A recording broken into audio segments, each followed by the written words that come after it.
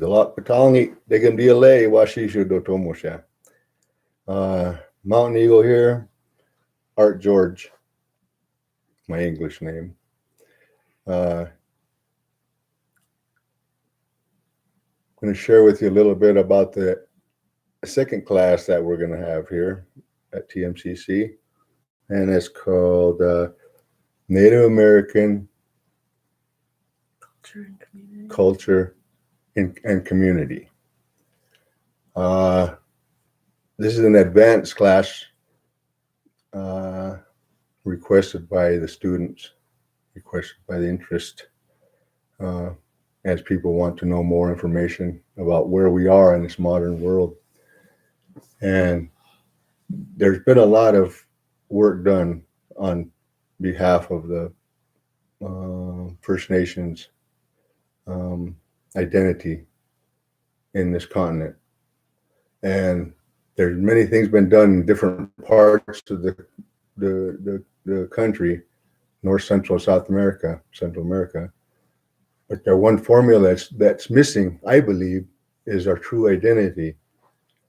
And we can call ourselves all these names of where we came from and what we had, what our cultures had to go through. And so and now that they've gone through that, the intrusive side of it, now we've become something other than what we were in a verbal description. So we constantly hear what we are, but never really get a chance to speak what it is that we truly exist as.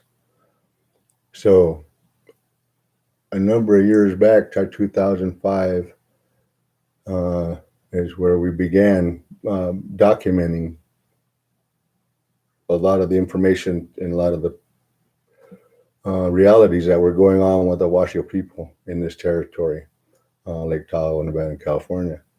And so the only thing that we have left in order to be able to compete in the world is to somehow describe the history of what it really is, and not by some other form of artificial information. So we compiled a document, and it's called the Identity Theft and Fraud Document, Indigenous Identity Theft and Fraud.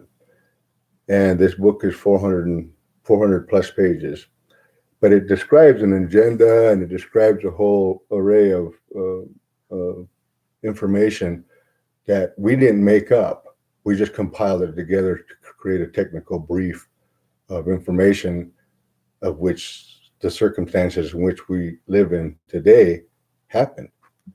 Some of the information in there is very horrific, but nobody wants to realize that has a direct impact on the reason why we're all living in a system that we can't function properly. Mainly because we're trying to function in a dysfunctional design. When this American identity came to this continent, they created their own identity. And now where we are today in this country, the First Nations people have been artificialized through this process. And so now when everybody speaks on a level of being conquered and being under a conquest design system.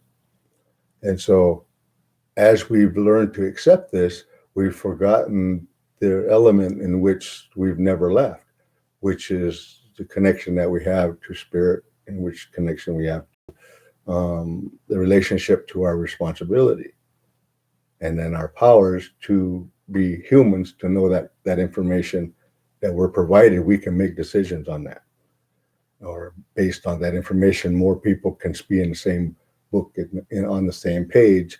So now when we have discussion, we're not arguing, we're moving forward.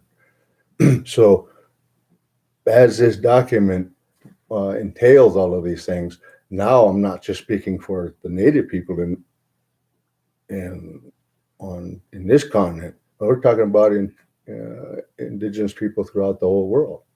So as we provide ourselves with the identity of who we really exist as, so as me being able to do that in this class, now I can tell you where we have gone in our Native American design of implementing our own selves back into his design that written us out, but written us in artificially.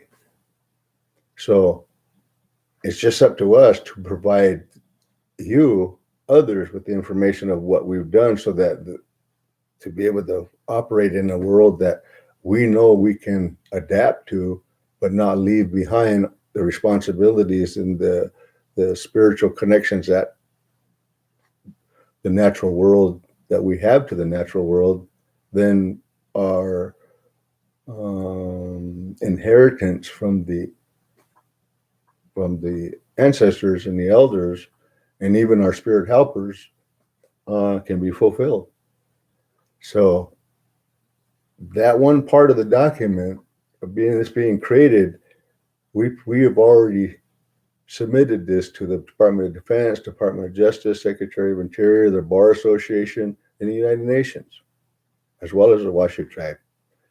And so all these people have been notified of this information of my elders and a number of us signing the Declaration of Sacred Estates document.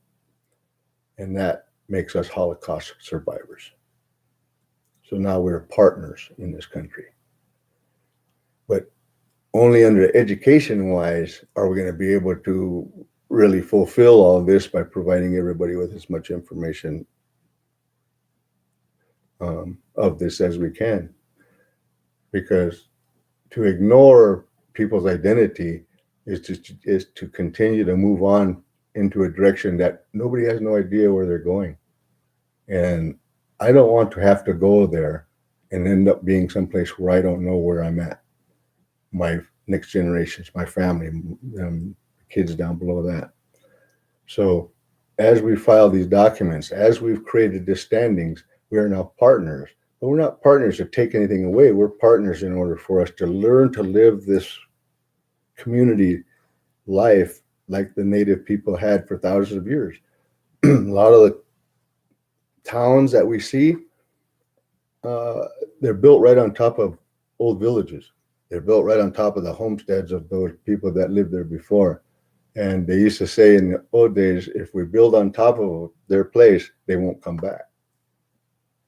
So this history for me is always thinking about, always have to compromise, always have to find another place.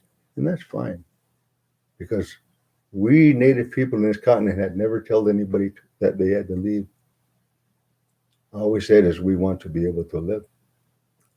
And so our responsibility is this class right here, even just this advanced class, is showing you how we're taking this posturing and taking it a legal position and taking it into the future to where now we as a community can learn to live as a community, as a family, with identity, with common sense. But we need each other to be able to know what that is. And so if the communities we live in can start to function with social gatherings such as round dances or places that need to be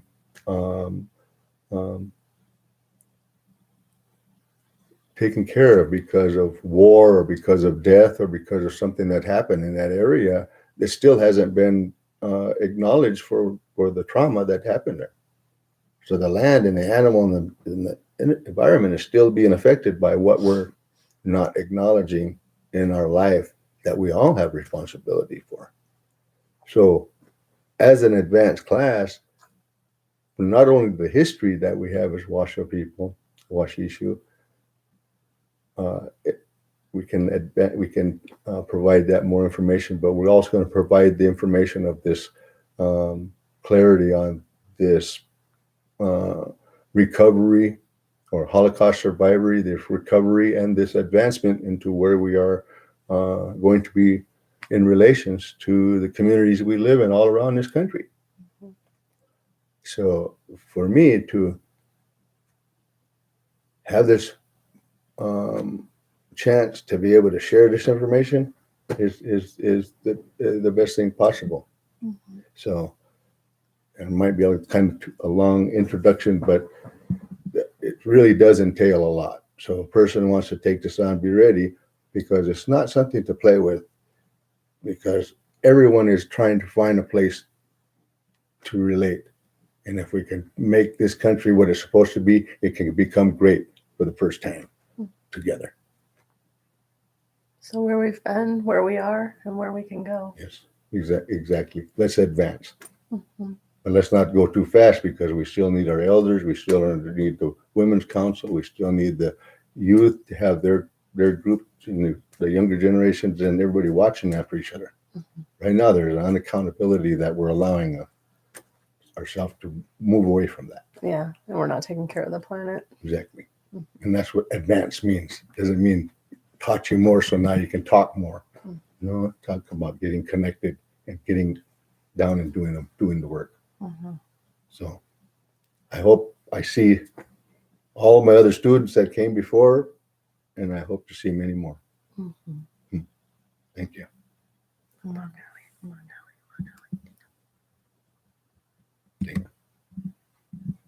Got it before. Nelly.